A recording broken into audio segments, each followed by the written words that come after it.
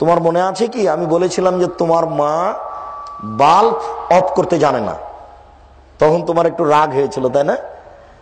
সেদিন ওখানে বলছিল যে আব্দুর রাজ্জাক সাহেব আমাদেরকে এমন ধমক দিলেন, কত আমরা বড় মানুষ এদিক ওদিকে ঘুরি, তোমার বোকামি কেন বলো? তোমাকে ধমক দেওয়া মানে তোমার সাথে কি আমার কোনো শত্রুতা আছে? তোমার বোকামিকে ধমক দিয়েছি, তোমার মর্যাদার হানি করিনি। তোমাকে আমি খুব ভালোবাসি, তোমার সাথে তো আমার জমি জায়গায় কোনো লেনদেন নাই নাকি? কোন সময়তে কি জমি জায়গা নিয়ে দুই কথা হয়েছে? তো অত কষ্ট পেলে কেন যা আমাকে এমন ধমক দিলে? ঘুরে বেড়াচ্ছ কেন? তুমি ঘুরে বেড়াবা কেন? তুমি ফাইজলামি করো এখানে দিন ধর্ম শুনতে এসে? ভাবিকে মোটর সাইকেলে করে নিয়ে এসে এখানে বক্তব্য শুনতে, তোমার বোকামি। তোমাকে আমি ছেড়ে দেবো তুমি মনে করো কি? তুমি দোকানে বসে আড্ডা পিটছ, ভ্যানে চড়ে ভাবির সাথে এসেছো চাপাচাপি করে, তুমি ধর্মকে পাগল পেয়েছ? তুমি এইভাবে জান্নাত কিনতে চাও? তোমাকে দিন রাত কি বুঝালাম? ধমক তোমাকে কষ্ট লাগে? তুমি আমার দিনী ভাই, তোমাকে মূল্যায়ন করি। তোমাকে আমি বলতে চাচ্ছি তুমি সতর্ক থাকো। তোমার আমি কিছু না কিছু উপকার করবই করবো ইনশাল্লাহ। তোমার কিছু না কিছু উপকার করবই করবো ইনশাল্লাহ। এই যে হাজার হাজার মানুষ এখানে দাঁড়িয়ে আছে, বসে আছে, তুমি যদি একটা একটা করে দেখো খোঁজ নিয়ে, তো অন্তত কয়েক হাজার মানুষ প্রকাশ পাবে যে আব্দুর রাজ্জাক সাহেবের ওই দিনের কথাতে দাড়ি ছেড়ে দিয়েছি, ওই দিনের কথাতে সালাত শুরু করেছি, ওই দিনের কথাতে প্যান্টটা কেটে ছোট করেছি।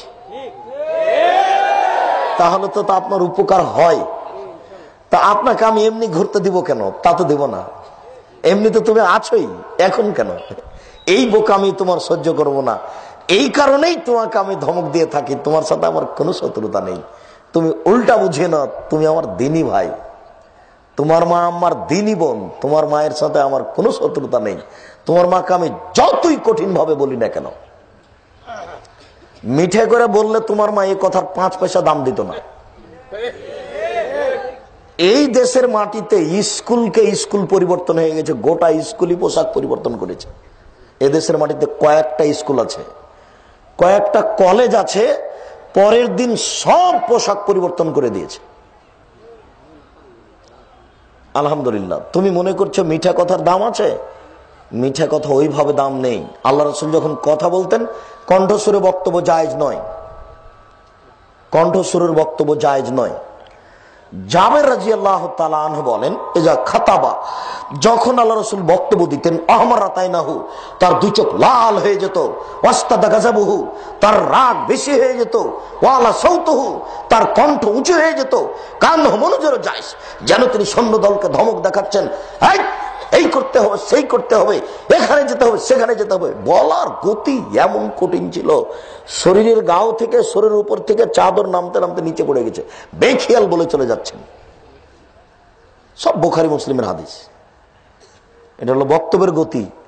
আর তোমার বক্তা সাহেবকে যে পেশ করছে মাওলানা সাহেব, তবু সুর করে বলছে যে অমুক বক্তা এখন আপনার সামনে বক্তব্য দিবে, এরকম বলছে।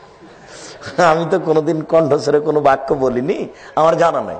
আমি কোনোদিন বক্তব্যের ট্রেনিংও দিইনি। আমি কোনোদিন কারো বক্তব্য দেখিও নি যে কিভাবে বক্তব্য দেয়। আমি নিজে বক্তব্য জানিও না। আমরা 1988 আগস্টের 20 তারিখ রোজ সোমবার, 20 তারিখ 16 তারিখ আমরা দেশে এসেছি। সেদিন পর্যন্ত আমাদের কোনো হাদিস মুখস্থ ছিল না।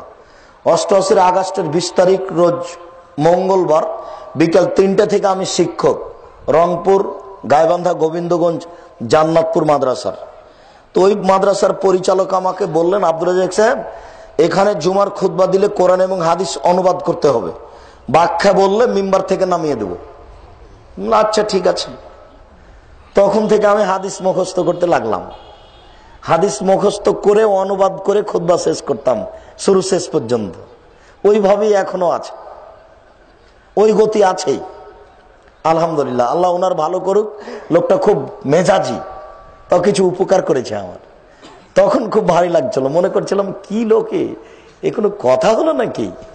বলছে যে মিম্বার থেকে নামিয়ে দেবো, এই কথা বলছে। তো তার কথা অনেক উপকার করেছে। একবারে শুরু থেকে শেষ পর্যন্ত হাদিসের অনুবাদ করতাম, অন্য কিছু বলতাম না। সম্মানিত দিনী ভাই,